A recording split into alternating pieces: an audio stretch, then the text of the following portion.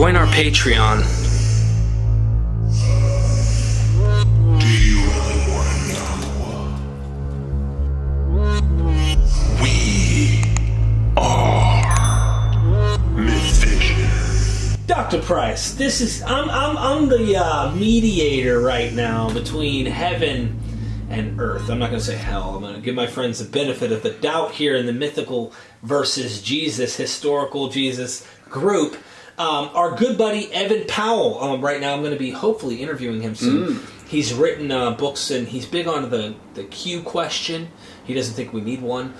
He's written on stuff on the chronology in which he thinks the Gospels may have been written.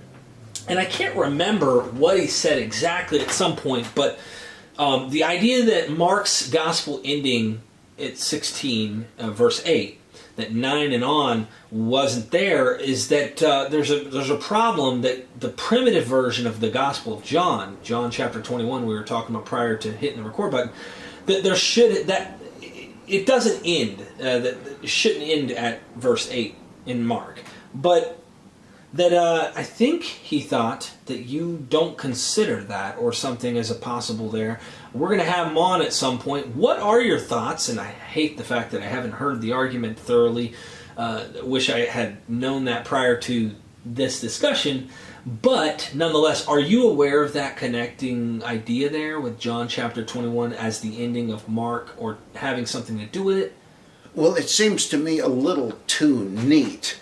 It's sort of like when people say, I bet Gaius mentioned in 3 John must be the same Gaius mentioned in 1 Corinthians. Look, there were loads of guys named that, though these are the only two that pop up in the New Testament. So why connect the two? It's as if it's a puzzle or something. It seems highly unlikely. Well, here I sort of think the same thing. Here we have the Johannine appendix, and maybe it was originally the ending of Mark. But how would that have come about? How would somebody have lost this and somebody else found it and tacked it on to John? It seems to me that, I don't know if he says that whoever added it on to John did anything to embellish it, but like the bearing witness business, it has Johannine vocabulary on it, but I think that this is the work of the ecclesiastical redactor anyway, who was some sort of Johannine Christian, and they all, just like the writers of the so-called Johannine epistles, they themselves describe a schism within the movement, and that would be enough to explain similar language. But it's a fascinating theory, and it takes off from, you could say that at the end of Mark, the young man in the tomb says, "Go tell Peter and the others to meet Jesus in Galilee," but they don't tell anybody. Well, you could say that the natural sequel to that is the disciples have gone back to their old jobs in Galilee. They think it's all over. And then when they see Jesus, they don't expect to. This seems to be the first resurrection appearance. And they say, "Who's that on shore?" It is the Lord. Like it's they don't expect to see him. He's the last thing they expect to see. And that would kind of make sense. Why would they be surprised if these other appearances in John 20 had already taken place? What are they doing on the Sea of Galilee or Tiberias, if that's the case? So they've gone back to Galilee, but they've just given up on the whole thing, like the two disciples going back to Emmaus. So that would make sense. It has the miraculous catch of fish that's also in Luke 5, and like that version of it, it contains the ordination of the disciples. I will make you fishers of men in one instance, and he says to Peter, basically, I will make you a shepherd of men, and follow me. So there's that similarity, though Mark already had the calling. But maybe he needs to renew it after the resurrection. Let's see.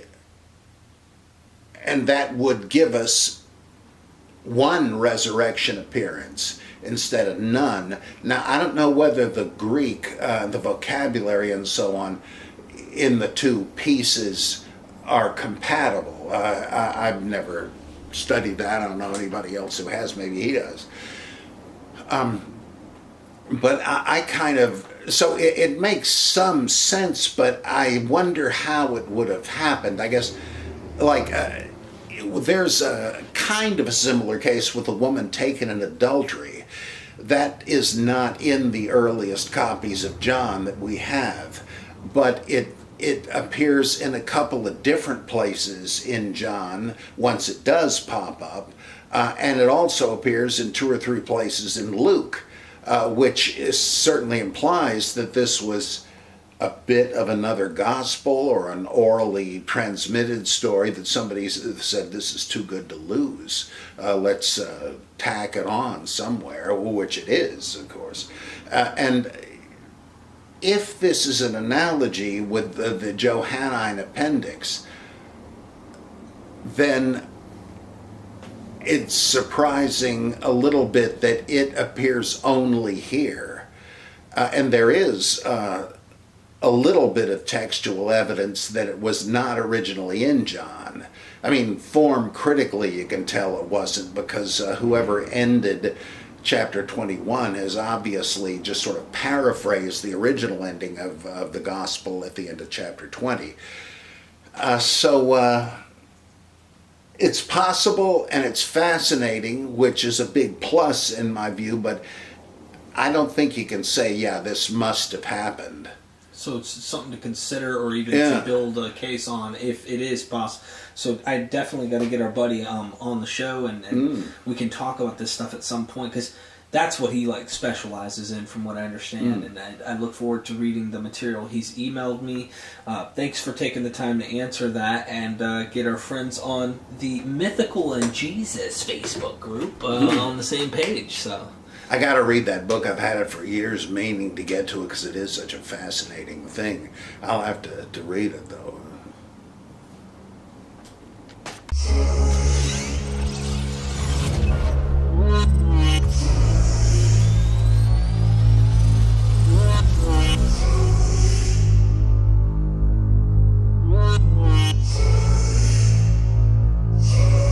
Join our Patreon